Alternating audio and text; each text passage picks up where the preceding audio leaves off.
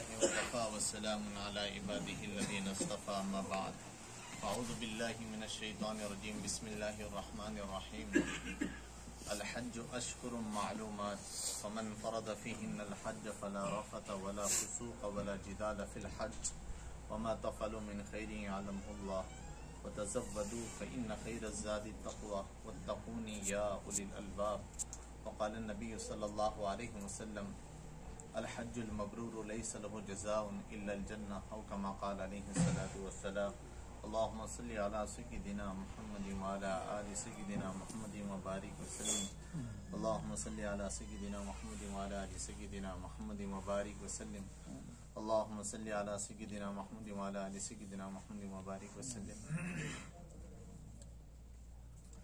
मेरे अजीज भाइयों, मोहतरम बुजुर्गों और दोस्तों, कुरान करीम में अल्लाह रब्बुल इज्जत ने फरमाया कि हज के चंद मशहूर महीने हैं।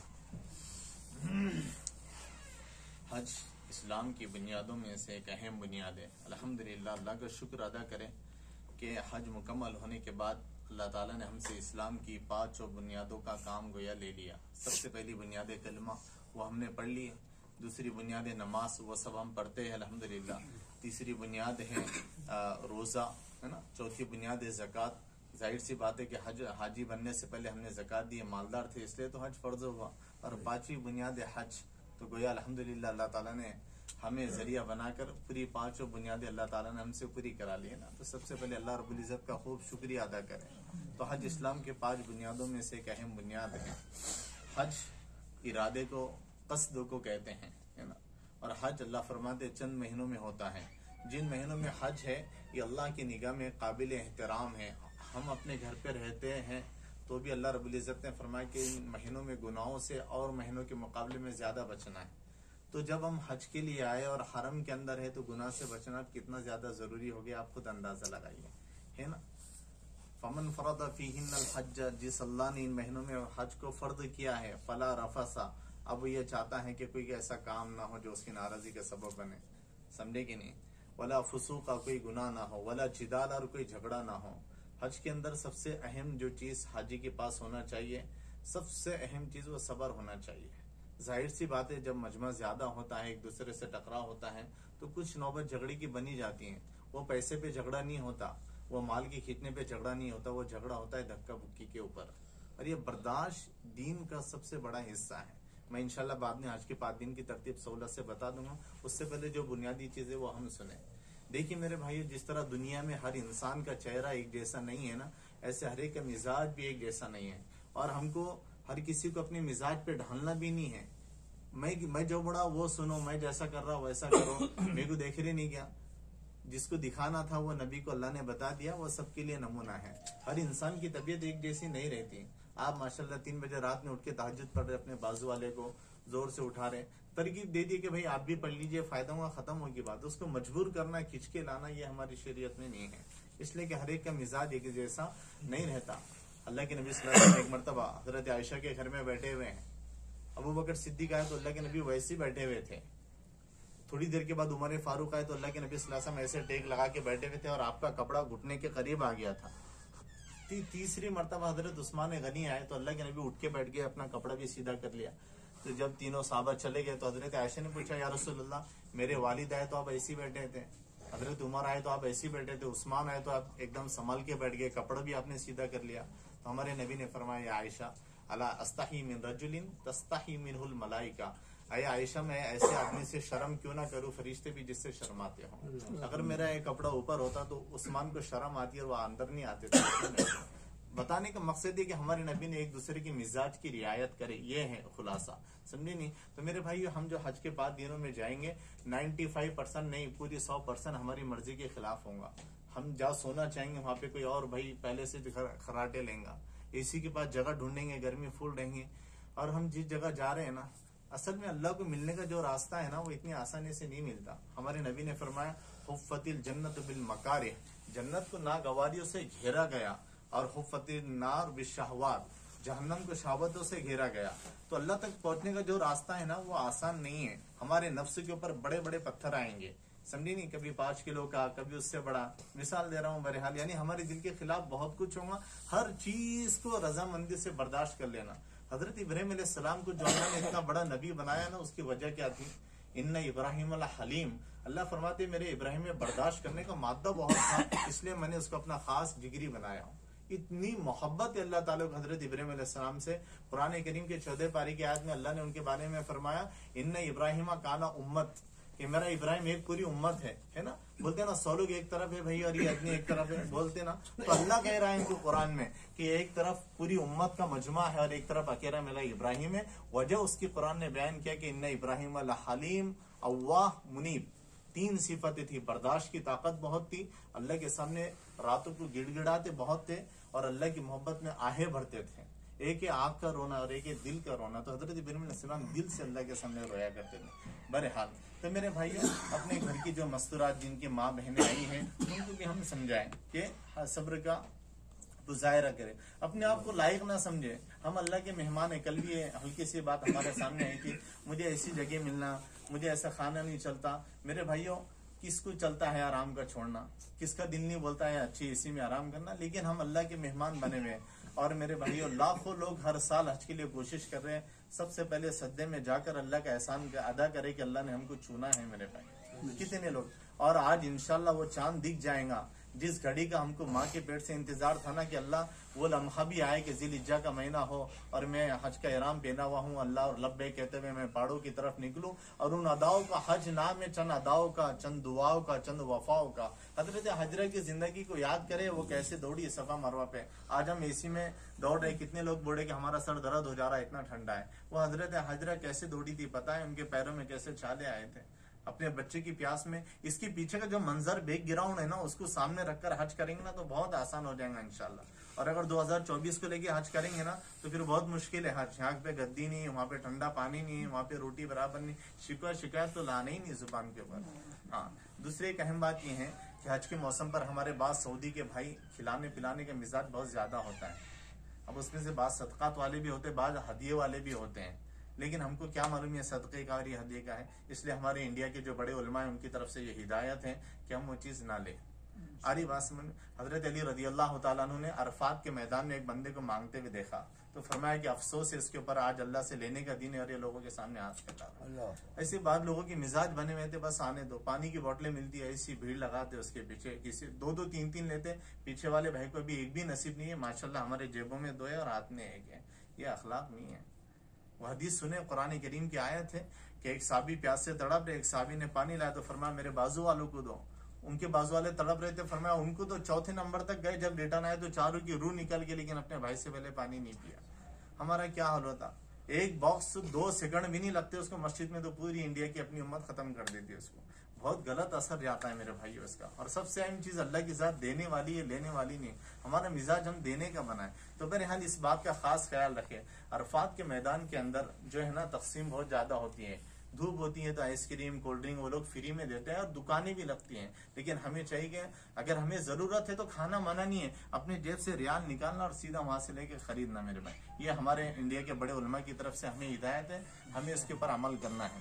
वो लोग जो दे रहे हैं बस जज़ाकल्लाह बोल के उनको दुआया देके खत्म करें, उनकी चीज लेके ना खाए। मैंने बता दिया 2 वजह है। बाज लोग सदके में खिलाते, बाज लोग हदिये में मोहब्बत में खिलाते, लेकिन वो बोलते नहीं हम क्या खिला रहे हैं। और हमारी शरीयत ये कहती है कि जब तुमको शक हो जाए कि ये ग्रीन है क्या रेड है, यानी हरा है कि लाल है, क्या करना चाहिए, तो हमारी शरीयत कहती है आप वहां पे ब्रेक लगा लो, क्योंकि अल्लाह नहीं पूछेगा आपको हर हलाल चीज आपने क्यों नहीं खाए। समझ गए ये बात? अब देखिए हज के जो 5 दिन है ना, बहुत आसान है, इसमें कोई घबराने की जरूरत नहीं है ना। बहुत सारे भाइयों के जहनों में फिक्र है क्या होगा कैसा होगा, कुछ भी नहीं, अल्लाह ताला आसान फरमा देंगे, है ना। जिस अल्लाह ने बुलाया ना है वही अल्लाह आगे भी रास्ता आसान करेगा इंशाल्लाह। और वो मालिक की मदद के बगैर हम कुछ भी नहीं कर सकते, समझे कि नहीं। वो अल्लाह हमको नवाजना चाह रहा है, इसलिए तो हमको बुलाया है उसने। बहरहाल हज के जो 5 दिन है ना, 8 जिलहिज्जा, 9 जिलहिज्जा, 10, 11 और 12। अब 8 जिलहिज्जा का जो मसला है ना, अपनी तरफ उम्मूमन दिन बोलते कब सूरज निकलता और शाम को मगरिब में गुरूब होता तो दिन गया। शरीयत में पहले रात आती है उसके बाद दिन आता है ना। रमजान में हम तरावी पढ़ते हैं, एक भी रोजा नहीं रखे और तरावी शुरू होती ना, रमजान का चांद दिखाता और रोजा दूसरे दिन होता है। जब ईद का चांद दिखता है तो उस दिन एक दिन पहले रोजा रहता ना, लेकिन तरावी नहीं होती। मिसाल दे रहा हूँ कि अरबी का दिन मगरिब से क्या होता है बोलो, शुरू हो जाता है। तो 8 जिलहिज्जा, जो है तो ये मीना का दिन होता है, समझे कि नहीं। लेकिन ये लोग क्या करते हैं, 35 लाख का मजमा सुनने को मिला इस साल, इंशाल्लाह पूरी दुनिया से रहेगा 35 लाख के आसपास, वल्लाहु आलम जितना भी हो। तो चूंकि भीड़ ज्यादा होने से 8 ज़िलहिज्जा को एक ही दिन में सब हज को लेके जाना थोड़ा मुश्किल काम है। तो चूंकि अब 8 ज़िलहिज्जा मगरिब से शुरू हो गई ना, तो 7 ज़िलहिज्जा की मगरिब के बाद से हाजी लोगों को ले जाना शुरू कर देते हैं। हमको क्या करना है, हमको रेडी रहना है। क्या रेडी रहना है, एहराम नहा धो लेना है, समझे कि नहीं, और मगरिब के बाद से एहराम पहन लेना है। चाहे आप नियत फजर के बाद भी कर सकते हैं, लेकिन रेडी रहना है 90% कि हमको मीना रवाना होना है, इस हालत में रहना है। और एक बैग हमको तैयार करना है, 7 ज़िलहिज्जा की मगरिब से पहले बैग तैयार होना। उस बैग में क्या रहेगा, बाज लोगों को बेचारों को शुगर का, बीपी का मसला रहता है, उनकी गोली दवाई 24 घंटे कब भी खा सकते, कोई मना नहीं है गोली दवाई। खाने पीने का सामान वो साथ में रहेगा। कितने दिन का, 5 दिन का। 5 दिन का खाने पीने का वहां पे खाना मिलता है, समझे कि नहीं। जो हमारे खेमे रहेंगे, हमारा जो मौलिम रहेंगे, उसके जरिए खाना पहुंचता है। लेकिन मजमा ज्यादा होने से शुगर बीपी के लोग रहते हैं, तबीयत का मसला होता, तो ड्राई फ्रूट का मतलब होता है काजू, बादाम, अखरोट। अब वो चीज है गर्म, तो थोड़े एनर्जल के 1-2 पैकेट पाउडर के, लिक्विड जूस का जो सॉरेन वगैरह का यहाँ मिलता है, वो आप साथ में रखिए और उसको साथ में अपने बैग में लीजिए। बैग में और क्या लेना है, बैग के अंदर आपको मिसवाक लेना है। ये जो 5 दिन है ना, उसमें से 3 दिन जब तक हम एहराम की हालत में रहेंगे, बुरश करना मना है। आ रही बात समझ में, जब तक हमारी कुर्बानी होकर हमारा हालत नहीं हो जाता, जब तक हमको बुरश करने की इजाजत नहीं है। अब उसमें इतर वगैरह ले सकते, लेकिन लगाना कब है, वो 10 ज़िलहिज्जा की कुर्बानी होने के बाद, जब हमारा हलक हो जाएगा, हम गुसल करके नए कपड़े पहनेंगे, उसके बाद इतर लेना है तो ले सकते, लेकिन लगाना नहीं है। कब लगाना है, 10 ज़िलहिज्जा के बाद, जब हमारी कुर्बानी टकला हलाक हो जाएगा ना, उसके बाद ये लेना है। एक बात और ध्यान में रखिए, हम यहाँ से जाएंगे मीना। कहाँ जाएंगे बोलो भाई, मीना। 7 की रात में, देखिए 8वीं तारीख शुरू हो चुकी, हाँ 8 की तारीख शुरू हो चुकी, हम जाएंगे मीना। तो मीना में हमारा जो बैग रहेगा ना, उसके अंदर एक एहराम और रखना। एक एहराम तो हमारे जिस्म पे रहेगा, जो हम पहन के चलेंगे, एक एहराम और रखेंगे, और उसके साथ एक ड्रेस, जो हम आम ड्रेस पहनते हैं, वो भी रखना। तो कितने ड्रेस रखना है, टोटल 2 रखना है। एक एहराम वाला रहेगा और एक अपना लोकल जो अपना पहनते हैं ना, वो रहेगा। 2 क्यों, 3 दिन असल में गर्मी वगैरह के जो मसाइल है, एहराम को एहराम से तब्दील कर सकते हैं। अब हम पहन के गए 8 ज़िलहिज्जा को एहराम, 9 तक के वो एहराम गंदा हो गया, जबकि अभी 10 की दोपहर तक हमको एहराम के हालात में रहना है ना, जब तक कुर्बानी का SMS नहीं आता, फिर तो एहराम को एहराम से चेंज कर सकते हैं। इसलिए एक एहराम और लेना है, ये है। अब 8 ज़िलहिज्जा को जब हम यहाँ से चलेंगे, अगर 7 ज़िलहिज्जा की शाम में लेके गए तो शाम में, या फिर 8 की सुबह, तो पूरा दिन 8 ज़िलहिज्जा का पूरा दिन हमको कहाँ गुजारना है, बोलिए मीना के अंदर गुजारना है। और उसी 8 ज़िलहिज्जा की रात भी कहाँ गुजरेंगे, मीना। 9वां हज के 3 फराइज है। सबसे पहले एहराम, तलबिया और नियत। एहराम बांधना तो सबको मालूम हो गया ना, तलबिया लब्बैक अल्लाहुम्मा लब्बैक पढ़ना, मामूली बुलंद आवाज से, मस्तूरात आहिस्ता आवाज से, और मर्द हल्की सी बुलंद। और तीसरे नियत करना। नियत क्या है, अल्लाह मैं उरीदुल हज्जा, अल्लाह मैं हज की नियत करता हूँ। उसको बहुत सारे भाइयों को अरबी नहीं आती, तो उर्दू में बोल सकते हैं, अल्लाह ताला हर जुबान के आलिम है, अल्लाह को तमाम जुबानों का पता है। अल्लाह मैं हज की नियत कर रहा हूँ, हज को मेरे लिए आसान फरमा, कबूल फरमा, और मैंने अल्लाह हज का एहराम अब मैंने बांध लिया हूँ, ये है। तो बहरहाल हज के 3 फर्दों में से एक फर्द में 3 चीजें है। क्या चीज है, एहराम का बांधना, तलबिया का पढ़ना, और नियत का करना। समझ गए। हज का दूसरा जो फर्द है वो है वकूफ अरफा, अरफा में ठहरना। ये सबसे बुनियादी चीज है, समझे कि वकूफ अरफा 8 ज़िलहिज्जा। 8 ज़िलहिज्जा की जब शाम हो जाएंगी, रात भी वहीं रहना है। 9 ज़िलहिज्जा की जब सुबह होंगी, समझे कि नहीं, तो वहां से लेकर जोहर के टाइम तक हमको अरफा में पहुंचना है। कैसे पहुंचेंगे, बसों का भी इंतजाम रहता, ट्रेन का भी रहता। जिनको अल्लाह ताला ने सेहत दी है, वो पैदल चलकर वहां पर क्या करे भाई, पहुंच जाइए। कौन सा दिन चढ़ा बोलो, 9 ज़िलहिज्जा का। सऊदी के अंदर ये रूल है, अगर कोई हाजी इंडिया से, पाकिस्तान से कैसे भी आया और खुदा ना खास्ता उसकी तबीयत खराब हो गई और वो ICU में भी रहा, तो उसको एम्बुलेंस में डाल के वो अरफा में आधा 1 घंटा गाड़ी को ठहरा लेते, ताकि हाजी का हज हो जाए। कितना अहम चीज है वकूफ अरफा। वकूफ अरफा में हमको क्या करना है, 4 चीजें हमको 9 ज़िलहिज्जा अरफा का दिन चढ़ रहा है, 4 चीजें हमको कसरत से करना है। सबसे पहली चीज, तीसरा कलमा खूब ज्यादा पढ़ना है, समझे कि नहीं, चौथा कलमा, तीसरा कलमा। दूसरी चीज इस्तिगफार, इस्तिगफार बोलते हैं अल्लाह से माफी को, है ना। देखिए हम हज के लिए आए, जिस हाजी ने जितने ज्यादा रियाल लाया माशाल्लाह वो उतना खुश है कि मेरे पास पैसा बहुत है। हमारे नबी सल्लल्लाहु अलैहि वसल्लम ने फरमाया तूबा लिमन वजदा फी सहीफतिही इस्तिगफारन कसीरा, बहुत बड़ी खुशखबरी है मेरे उस उम्मती के लिए जो कयामत के दिन अपने नामा अमाल में सबसे ज्यादा इस्तिगफार पाएंगा। कैसे बढ़ेंगे वो इस्तिगफार? मोबाइल से, पढ़ने से, समझे नहीं तो खूब ज्यादा। तीसरी चीज दुरूद शरीफ का एहतमाम, और चौथी चीज कुल अल्लाहु अहद का खूब ज्यादा वहां पे क्या करें? एहतमाम करें। अरफात का जो मैदान है ना मेरे भाई, अरफात का वक्त कब से कब तक है? जोहर की नमाज से लेके तो मगरिब के गुरूब तक, समझे कि नहीं। तो वहां पे हमको जोहर और असर पढ़ना है। अच्छा, अरफात के अंदर मस्जिद नमरा, वहां पे खुतबा देते हैं इमाम साहब, वो रहते हैं रियाज से आने वाले। इस मर्तबा अल्लाह का शुक्र है कि इमाम साहब है ना शेख माहिर अल माकिली, मक्का के इमाम है हरम के, वो खुतबा देंगे और वो भी मुकीम है अल्हम्दुलिल्लाह। तो उनके पीछे अगर नमाज पढ़ने की तौफीक मिली तो पूरी 4 पढ़ना है हमको, समझे कि नहीं। और अगर अपनी पढ़ रहे तो भी 4 पढ़ना है, इसलिए कि अब हम वहाँ पे क्या हो चुके हैं, बोलो मुकीम हो चुके हैं। ये अरफा के दिन ये चीजें हो रही है, समझे कि नहीं। मस्जिद नमरा में खुतबा होता है, इमाम साहब खुतबा देते हैं, लेकिन नमरा में सुना है कि 2 लाख लोगों की गुंजाइश है और मजमा 30 से 35 लाख का है। तो अपने खैमों के अंदर हम नमाज का एहतमाम कर सकते हैं। किसी एक को इमाम बना ले, अगर वो भी तौफीक ना हो तो फिर अपने अकेले क्या करे, बोले भाई नमाज पढ़े। अरफात के अंदर गुरूब से पहले तक खूब अल्लाह ताला से दुआई करनी है, तबीयत थकी भी हो कुछ भी हो। मेरे भाई जो अरफा का मैदान है, कल कयामत के दिन यही मैदान हश्र रहेगा। बहुत सोई जिंदगी भर, नींद आएंगी, सब कुछ होगा, लेकिन अपने आप को जगा लेना। मरने के बाद सबसे पहला काम फरिश्ता जो हमको खुशखबरी देने वाला है कब्र में आने के बाद, वो अच्छे खाने की, कोल्ड ड्रिंक की नहीं, काय की खुशखबरी है? सो जा जैसे दुल्हन सोती है। किसको मिलेंगी ये खुशखबरी? जो दुनिया में क्या होगा, जागा होगा। और जो पूरी दुनिया ये सो के गुजारा होगा तो उसको ये खुशखबरी कब्र में जाने के बाद मिलेंगी भाई? नहीं, उसको तो जागना है। और अल्लाह हम सब की हिफाजत करे। कब्र के जागने का मतलब बड़ा खतरनाक है। तो थोड़ी देर जाग लेना, नींद आएंगी, दोपहर का वक्त रहेगा तो वकूफ अरफा जोहर से लेके मगरिब तक है। अब देखिए 9 ज़िलहिज्जा चल रही है। 9 ज़िलहिज्जा को जब सूरज गुरूब होगा, अब आने वाला दिन कौन सा है? 10 ज़िलहिज्जा का है। हमने असर भी पढ़ लिए 9 ज़िलहिज्जा में अरफात के मैदान में, और जोहर भी पढ़ लिया। अब यहाँ पे मगरिब हमको नहीं पढ़ना है, समझे कि नहीं। सूरज गुरूब होने के बाद अब हमको निकलना है किधर? मुजदलिफा की तरफ। किधर निकलना है बोलो? मुजदलिफा की तरफ। मुजदलिफा में पहुंचने के बाद वहां पे बड़े बड़े बोर्ड लगे हुए हैं, बिदाया निहाया। बिदाया बोले तो स्टार्ट, निहाया बोले तो एंड। ये बहुत जरूरी है, हाजी लोग इसमें गफलत करते हैं। अगर आप हुदूद में नहीं आए तो आपका हज नाकिस रहेगा, आपके ऊपर दम वाजिब हो जाएंगे, समझे कि नहीं। हुदूद बनी हुई है, समझ रहे ना। जैसे अपने पास जिले बने हुए रहते हैं ना, बोलते हैं ना भाई बुल्डाना खत्म, जालना शुरू, जालना खत्म, समझ रहे ना। इसको हुदूद हद बोलते हैं, समझे कि नहीं। उसकी जमा हुदूद आती है, तो इसका बहुत ख्याल रखें।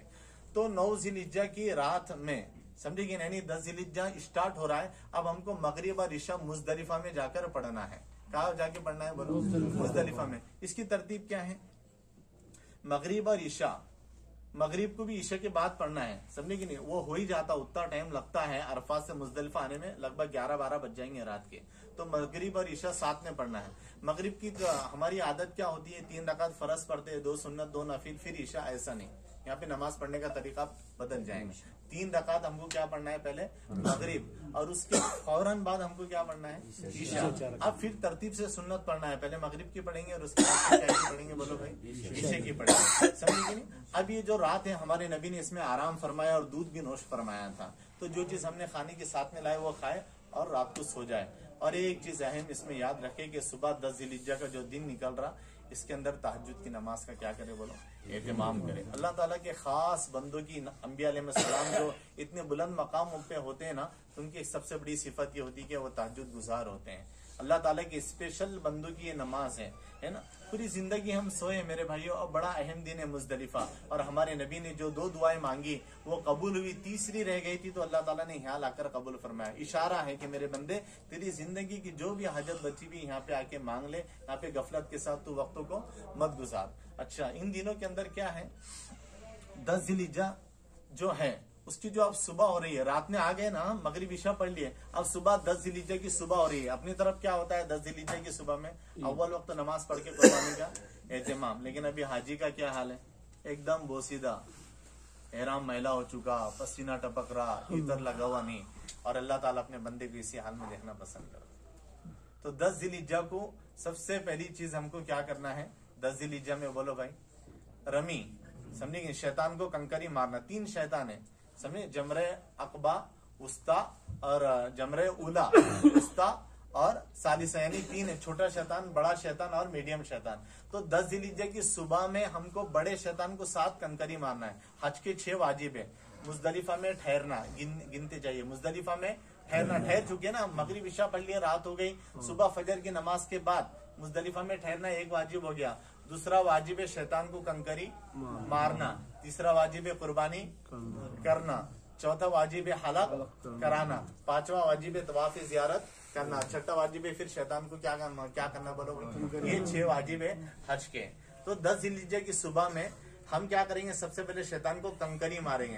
कंकरी मारने के बाद कुर्बानी का जो मसला है उसको आप चेक करेंगे। सर ने बताया कि टोकन, समझिए हमारी कुर्बानी हुई नहीं हुई उसका पता हमको कैसा लगेगा, वो बारकोड मिलेगा, उसको मोबाइल से देखेंगे कि क्या है।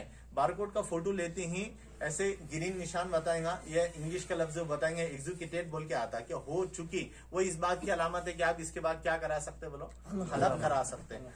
हलक कराने के बाद आप नहा धो के आप सादे कपड़े पहन लीजिए, समझे कि नहीं, आप माशाल्लाह आप हलाल हो चुके। हलाल होने का मतलब है कि आप एहराम की पाबंदी आपसे क्या होगी, बोलो खत्म हो गई। ठीक है, ये 10 जिलहिज्जा का दिन हो गया। क्या क्या हुआ, कंकरी मारे, कुर्बानी कराए और क्या करा लिया हमने, हलक करा लिया। इसके बाद 2 दिन बचते हैं, 11 और 12। तो अब इसमें हमको बहुत आसानी, हलक कराने के बाद हमें चाहिए कि 10 को हम तवाफ ज़ियारत को आ जाए। ये हज का क्या है, बोलो फर्द है, तीसरा फर्द है। समझे कि पहला फर्द क्या था, एहराम तलबिया नियत, दूसरा फर्द था अरफा में ठहरना और तीसरा था तवाफ ज़ियारत। तो कुर्बानी कराने के बाद अगर हिम्मत रही तो 10 को आना। इसके अंदर 3 दिन की गुंजाइश है, 10 को भी आ सकते हैं, 11 को भी आ सकते हैं, 12 को गुरूब से पहले हमको ये तवाफ ज़ियारत कर लेना है और उसके बाद उसकी सही करना है। सही बोले तो सफा मरवा की जो 7 चक्कर अभी हम लगा रहे हैं ना, वो करना है, समझ गए।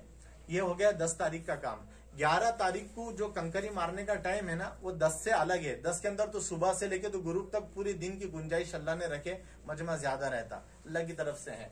11 और 12 जो तारीख है उसमें जोहर के बाद से लेके गुरूब तक का जितना टाइम है ना, तकरीबन 6 घंटे रहते हैं। उसके अंदर हमको 7 कंकरी तीनों शैतान को मारना है, छोटे को भी, बड़े को भी और मीडियम वाले को। ये क्या है, 3 शैतान।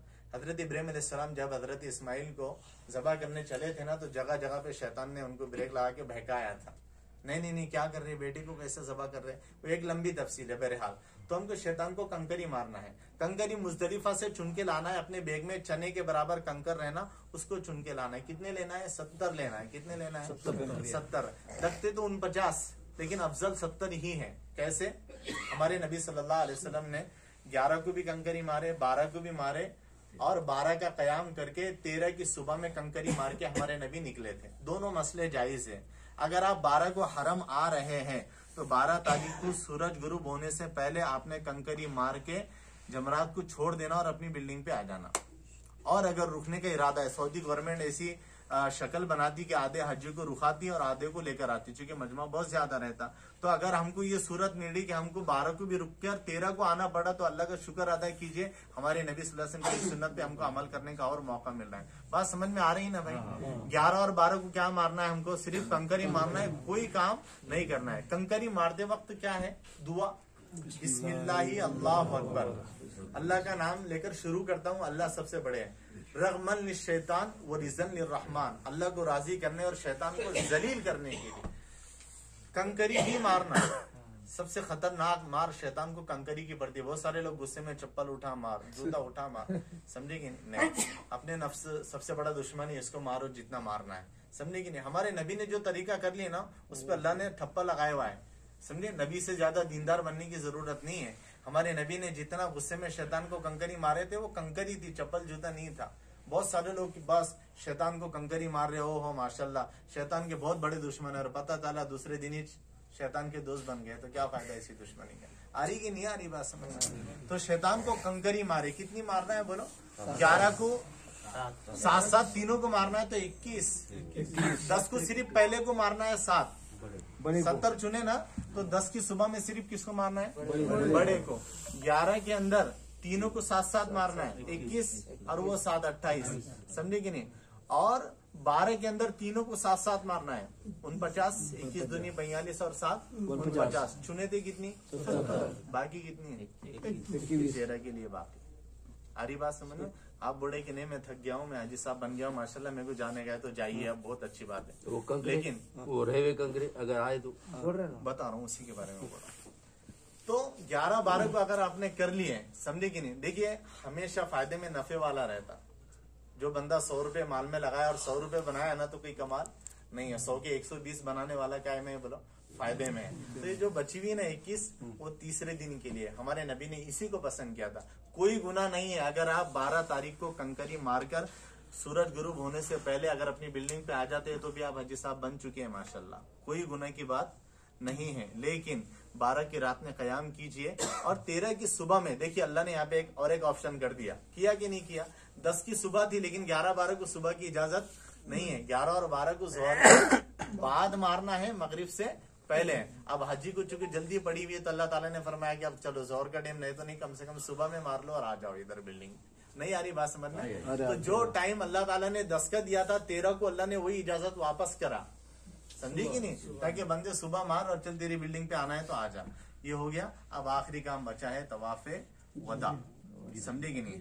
वदा विदा, अल विदाई तवाफ के अल्लाह अब मेरा काम हो चुका है, अब मैं तेरे घर का आखिरी तवाफ कर रहा हूँ, समझे कि नहीं? तो ये है तरीका, करेंगे इंशाल्लाह, समझ में आए। दूसरी बात ये है कि अपनी बिल्डिंग का जो ग्रुप है, मैंने उसके अंदर एक वीडियो भी डाला और एक ऐसा नक्शा भी डाला है ना। तो जिन भाइयों को उर्दू आती है उसको पढ़िए, सुकून से देखिए, कोई मुश्किल काम नहीं है, समझे कि नहीं? दूसरी बात यह है कि कोई चीज अगर समझ में ना है ना, तो अपने आजू बाजू वाले भाई अल्हम्दुलिल्लाह उस कंडीशन में रहते कि हम भी उनके साथ चले।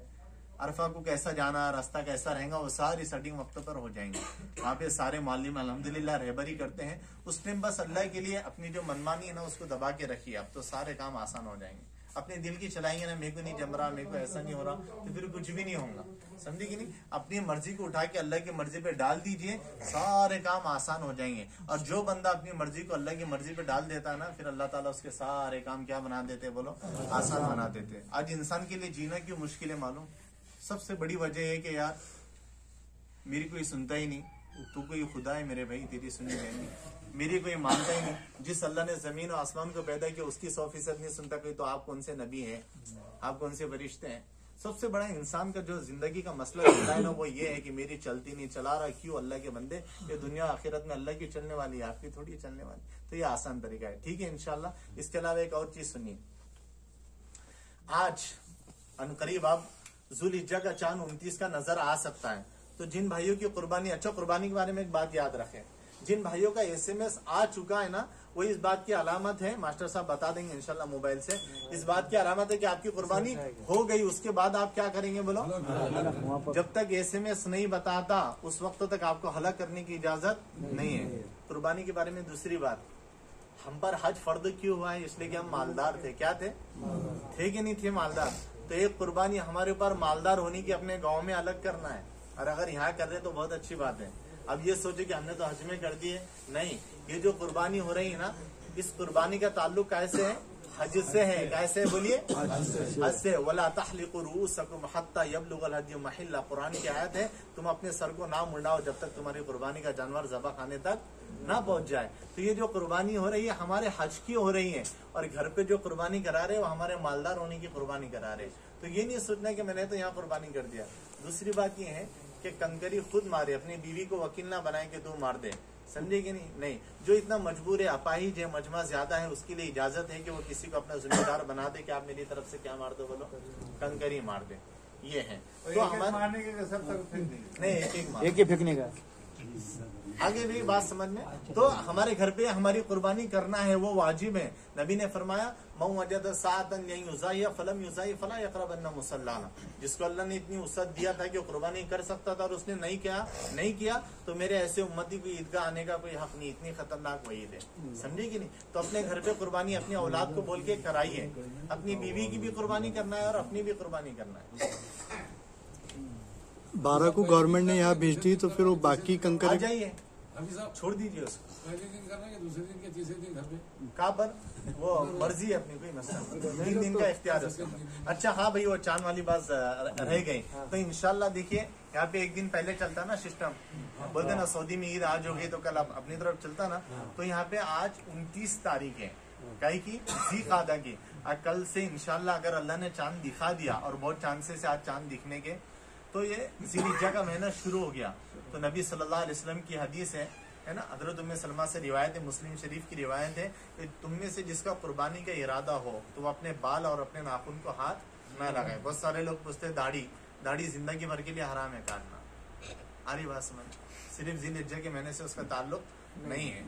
और मेरे भाई हज के लिए आए, बहुत सारे भाई दाढ़ी काट रहे, शेविंग कर रहे, अल्लाह के बंदे कहाँ है, कोई फिल्म में आए, कोई गोवा बम्बई के अंदर आए हुए कि हमारी बहुत अच्छी शान बनने वाली, अल्लाह अपने हर बंदे को अपना फकीर बना रहे है ना। सारा सामान छूटने वाला है, मैदान अरफात के मैदान में इशारा है मैदान हश्र का कि बंदे तेरे पास कुछ भी नहीं है सिवाय 2 चादरों के, और ये सारी दुनिया गंदी है, इसलिए जब पैदा होता तो माँ एक गुसल देती, और जब मर जाता तो रिश्तेदार एक गुसल देते, पूरी जिंदगी 2 गुसल के लिए खत्म हो गई। क्या है जिंदगी के अंदर नाखून आज निकाल सकते, नाखून बोल रहा हूँ। तो सूरज गुरूब होने से पहले आज क्या कर लेना है मेरे भाइयों, बोलो, गुसल कर लेना है। देखिए हम अपने घर से आए, कितने % सामान लेकर आए, 10%, 90% क्या करें, छोड़ दिए।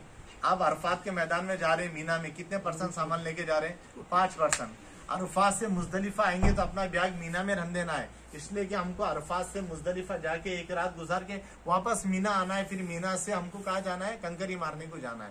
तो गोया के 2 बैग है हमारे, एक बैग में पूरा सामान है। लेकिन जब अरफात, मीना से अरफात आएंगे तो अरफात का तो क्या है, जोर से असर, ठीक है ना, मगरिब इशा तो मुजदलिफा में पढ़ना है, रात वहीं गुजार के 10 को फिर रिटर्न होना है हमको अपने खैमे में, अरे बात समझ में, फिर वहां से हमको जाना है कंकरी मारने। तो हमें क्या करना है, थोड़ा सा सामान, फिर पूरा सामान बड़ा बैग वहीं रख देना, साथ में लेके नहीं घूमना उसको। मीना के अंदर जैसे यहाँ पे रूम मिले हुए, ऐसा इंशाल्लाह हमको मीना के अंदर अपने खैमे के अंदर एक जगह मिलेंगी 2.5 बाय 6 की, जो कब्र में हर बंदे को नसीब होती है, अमीर हो के गरीब हो, सबको एक जैसी जगह नसीब होती है। तो वहाँ पे जो बड़ा बैग लेके गए ना, उसको हर जगह साथ में लेके नहीं घूमना। वजह उसकी है कि पैदल चलना बहुत पड़ता, और इंसान पैदल चलते चलते थोड़ा चिड़चिड़ापन उसकी तबीयत में पैदा होता। अब पूरा बैग का भी वजन है, जिसका खुद का वजन ना, तो जरा दिमाग और हाई पावर हो जाता, समझी नहीं। तो जो बैग हमारा साथ में रहेगा उसको वहीं रहने देना। अरफात में जो चीज गोली दवा खाने की है, और मुजदलिफा के अंदर, समझे कि नहीं, जहाँ हम जा रहे हैं वहाँ पे जो चीज चटाई वगैरह लगने वाली है, बस उतना ही साथ में लेना, बाकी बैग को उसकी जगह पे पड़े रख देना। बैग में क्या रहेगा, खुद बैग का अपना एक वजन, और हमारा एक एहराम जो गंदा हो चुका वो है उसके अंदर पड़े रहेगा, और एक ड्रेस जो हम 10 के बाद कुर्बानी के बाद पहनेंगे, सारे बोझों को उधर लेके नहीं घूमना। सबसे अच्छा इसका तरीका यह है, मैं आपको बता दूं कि जब हम अरफात के लिए रवाना होंगे ना, तो वहां से एहराम चेंज कर लेना। तो दोपहर से लेकर शाम तक का एहराम, और एक रात के लिए एहराम, इंशाल्लाह 1.5 दिन में उतना एहराम हमको क्या हो जाएगा, बोलो भाई, काफी हो जाएगा। असल जो हमारी एहराम की हालत है ना, वो 2.5 दिन की है। कितनी दिन की है बोलो भाई, 2.5 दिन की है। 8 ज़िलहिज्जा, 9 ज़िलहिज्जा और 10 ज़िलहिज्जा की दोपहर, उमूमन आमतौर पे अल्हम्दुलिल्लाह 10 ज़िलहिज्जा की दोपहर तक आमतौर पे कुर्बानी सबकी हो जाती है। और जैसी कुर्बानी हो गई वैसे हम हलाल हो गए, हलाक करा के सीधा गुसल करके अपने नए कपड़े पहन लिए। 11-12 की जो कंकरी हमको मारना है वो सादे कपड़ों में मारना है, ये ठीक है इंशाल्लाह। तो नाखून और बाल जो है तो मुस्ताहब अमल है। अगर किसी भाई का मसला है कि वो नहीं काटे तो कोई गुनाह नहीं होता, अलबत्ता नाखून और बाल को कुर्बानी तक रोक लेना में इस बात का इशारा है कि अल्लाह जिस तरह हमने अपने माल की कुर्बानी दी है, हम अपने नाखून और अपने बालों की भी कुर्बानी क्या कर रहे हैं, दे रहे हैं, इसलिए उसको ब्रेक लगाया जाता है। अलबत्ता कोई काट ले तो कोई मसला। दूसरी बात एक जहन में रखिए, इन दिनों के अंदर अपने जिस्म में हाथ की और पेशाब के जगहों के पास के जो बालों की सफाई है, अगर किसी की उतनी मुद्दत पूरी हो गई ना, तो फिर उसने इस पर अमल नहीं करना कि आप बाल को हाथ लगाना नहीं, उससे बड़ा गुनाह वो गंदा नहीं, साफ कर लेना चाहिए उसे। हमारे असलाफ का तरीका था 15 दिन के अंदर साफ कर लिया करते थे। अब हमारे भाई साहब के अंदर ऐसी गफलत बैठी है माशाल्लाह, पूरा चिल्ला उन देते, उसके बाद उसको हाथ लगाते। बहुत गंदी चीज है। 15 दिन के अंदर सफाई कर लेना चाहिए, बहुत से बहुत 1 महीना, और 40 दिन उसकी आखिरी हद है। बहुत सारे भाई इस्लाम का इल्म नहीं है, यार 40 दिन हो गए मेरी सफाई नहीं है तो मैं नमाज पे नहीं जाता। अरे नमाज का छोड़ना एक अलग गुनाह है, और आपकी गफलत का बाल ना काटने का एक अलग गुनाह है। मैं साफ बात बता रहा हूँ, अरी बात समझ में। तो 15-20 दिन में उसका एहतमाम होना चाहिए, बहुत से बहुत 40, उससे अंदर सफाई कर लेना चाहिए। बहुत सारे लोग अपने घरों पे इसलिए नमाज नहीं पढ़ते कि अरे यार मैंने जिस्म की सफाई नहीं किया, तो आप डबल गुनाह, एक सफाई ना करने का और एक नमाज छोड़ने का। अच्छा सर, वो जो 13 पैदल नहीं चलेगा तो गाड़ियों का इंतजाम है अल्हम्दुलिल्लाह अपने इंडिया वालों के लिए। अच्छा, एक बात और ध्यान में रखिए भाई, हमारे जो इंडिया के भाई है ना, उनके लिए इंशाल्लाह ट्रेन का नज्म रहेगा और तकरीबन 18 ट्रेनों के आसपास है। एक ट्रेन में 700-800 लोग के खड़े बैठे कुछ ऐसे बैठ जाते हैं, तो हमारा नंबर अगर ना भी लगे ना तो हमको सब्र करना चाहिए। बस के अंदर अगर आप बैठ गए तो बस है ना ऐसे चलती जैसे चूटी चलती ना मूंगी, धीरे धीरे धीरे धीरे। अब आपकी तबीयत बोलेंगी यार मैं कटाल गया, मैं उठ के पैदल चलता, नहीं होने वाला। या तो आप पैदल चलिए या बस में बैठिए या ट्रेन, कोई भी एक चीज। अपने इंडिया के लोगों में ना मिक्सिंग आदत बहुत है, थोड़ा ये थोड़ा वो थोड़ा वो। यहाँ सऊदी उसको बर्दाश्त नहीं करता। आप ट्रेन के मुसाफिर है ट्रेन में रहिए, आप बस के मुसाफिर है बस में रहिए, आप चलने के शौक मने तो चलते रहिए। जो चल रहा है उसको बस में बैठने नहीं दिया जाता, जो बैठ गया उसको उतरने नहीं दिया जाता, जो बस में उसको ट्रेन में नहीं लिया जाता, जो ट्रेन में उसको बस में नहीं लाया जाता। अरे बात समझ में? तो पहले अपने जहन को अटेंशन कर लीजिए कि मेरे को क्या कवर करना है। ऐसे इंशाल्लाह सबको ट्रेन की सहूलत रहेंगे। लेकिन अब ट्रेन की सहूलत में सिर्फ अपने औरंगाबाद जाने के हाजी 156 ममालिक के मुसलमान आए हुए हैं। आरी बात समझ में? हो सकता ऐन मुमकिन है कि आपने 1 बजे नंबर लगाया और ईशा में आपका नंबर आया, बर्दाश्त करना है आप। मैं पैसे दे के आया, पूरी दुनिया पैसे देकर आई। पैदल कितना चलना? आरी बात समझ में? फासले हैं उसके। टिकट है दूसरे लोगों का सर? नहीं ट्रेन के अंदर उसमें पैदल कितना चलता है? बता रहा हूँ, वो बता रहे हो। जो मतला है वो जो पैदल चलने का मस्जिद हराम से मीना, अल्हम्दुलिल्लाह इसमें तो हम बस के अंदर जाएंगे। क्या में जाएंगे बोलो? बस के अंदर जाएंगे। अब मीना से लेके अरफात जो हमको जाना है तो ये तकरीबन है 10 किलोमीटर का फासला। कितना है? इसके अंदर भी आपको इंशाल्लाह बसें या ट्रेन रहेंगी। लेकिन अगर नहीं रही तो चूंकि मीना से अरफात टाइम बहुत है ना, सूरज निकलने से लेके जोहर तक हमको पहुंचना है, तो कितने घंटे मिले? यहाँ पे 4 बजे फजर हो जाती है, 4:15 बजे, और 12:30 बजे जोहर होती है, तो 4:30 से 12:30 कितने घंटे हो रहे? 8 घंटे। 1 घंटे के अंदर अगर हम 2 किलोमीटर भी चले, कोई मुश्किल है? कोशिश चलने की ही करना है। इसलिए कि बहुत सारी दुआएं हमारे नबी ने जो रास्ते में मांगी वो ना ट्रेन में पड़ी जाती है ना बस में पड़ी जाती है। आरी बात समझ में? अगर अल्लाह ने चलने की ताकत दिया है तो हमको चलना ही है। अब वो दुआएं क्या है? तो हमारा जो अन-नुसुक जो ऐप है ना, उसके अंदर देखिए ये हज सुविधा एक ऐप है ना सबके पास, सबने डाउनलोड किया। तो इसके अंदर लास्ट में जो ऐसा एक नक्शा आ रहा, देखिए एक कार्टून है दुआ का, ठीक है? आप उसको ऐसा ओके करेंगे ना तो ऐसा ऊपर बढ़ते जाना, तो अल्हम्दुलिल्लाह उसमें सारी दुआएं लिखी हुई है, कहाँ पे आपको क्या पढ़ना है, कैसे पढ़ना है, आप उसका एहतमाम कीजिए। किलोमीटर है, सुनिए, हरम से लेके मीना तकरीबन 9-10 किलोमीटर का फासला है, तो ये तो हमारा बस से या ट्रेन से हो जाएगा। मीना से लेके अरफात ये 10 किलोमीटर का फासला है। अब आप बोलेंगे कि 10 किलोमीटर तो मैं चल लेता हूँ अल्हम्दुलिल्लाह। तो एक बात सुनिए, अभी हम हरम से जब आ रहे हैं तो हमारा रास्ता है सीधा, पुलिस वाले बोले उधर से जाओ, हो रहा है ना? सेम ये कंडीशन वहां भी है ना। अब हमारे दिमाग जो है ना जरा हाई पावर के, क्या परेशान कर रहे हैं पुलिस वाले लोग, इनको समझ रहे नहीं है ना। बेवकूफ आप पे वो नहीं है। अल्लाह के बंदो, 100 लोगों की भीड़ पहले से है और 100 प्लस 100 क्या होगा वहां? बोलिए क्या होगा, है ना?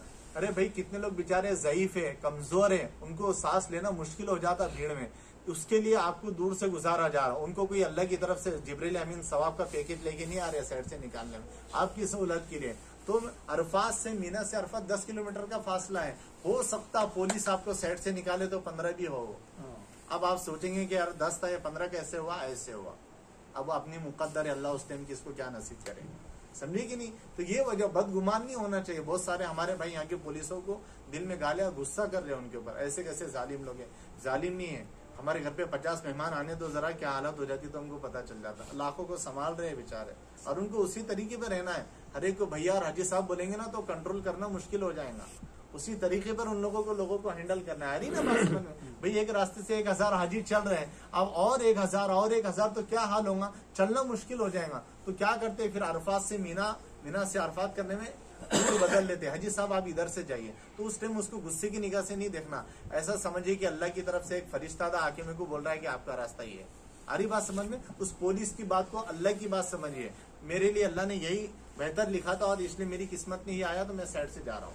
ऐसे तो इंशाल्लाह सहूलत रहेंगी बस वगैरह की, लेकिन मैंने बता दिया भीड़ बहुत ज्यादा होती है, बस को चलने को रास्ता मिलता नहीं, तो बस भी ऐसे चलती है एकदम धीरे धीरे धीरे धीरे। 50 किलोमीटर जितना बस तय कर सकती है, समझे कि नहीं, तो वहाँ पे 1 किलोमीटर को उसको उतना टाइम लगता है। वजह उसके एक रास्ता ही नहीं है, उसको कहाँ से जाएंगे। पूरी दुनिया पैदल चलने पे 70% लोग आमतौर पे पैदल चलने को तरगीब देते हैं। जो बचे हुए जो बस में बैठे हुए तो उसमें तबीयत उगता जाती है, तो उसको बर्दाश्त कीजिए आप। ये मैसेज सबको आते के मैसेज। हाँ, सबको आते हैं कि यहाँ पर ही वो दम अदा करना है। अपने इलाके में जानवर खरीद कर ज़बह करने की इजाजत नहीं है। दूसरी बात ये कि दम का जो जानवर है जो हमने लिए वो गरीबों का हक है, मालदार उसको नहीं खा सकता, जिसका दम है वो भी उसको ना खाए, ये है उसका तरीका। ये दरगाह में उम्रा कर सकते हैं। कौन दरमियान अब ये जो अब यहाँ से कल से जो आती हो रही थी कर, हाँ, कर सकते हैं। मस्जिद आयशा, लेकिन हाँ, अलग करना देखिए पड़ेगा। एक बात ये ज़हन में रखिए, सऊदी गवर्नमेंट कुछ उसूल की वजह से कुछ मजबूरी की वजह से उसूल बनाती है ना, तो उसको फॉलो कीजिए। ये कौन होते मना करने वाले, हम तो कर रहे हैं, हमारे पास पासपोर्ट नहीं है क्या, हमने नहीं। मेरे प्यारे अल्लाह के बंदे, ऐसी बात नहीं है।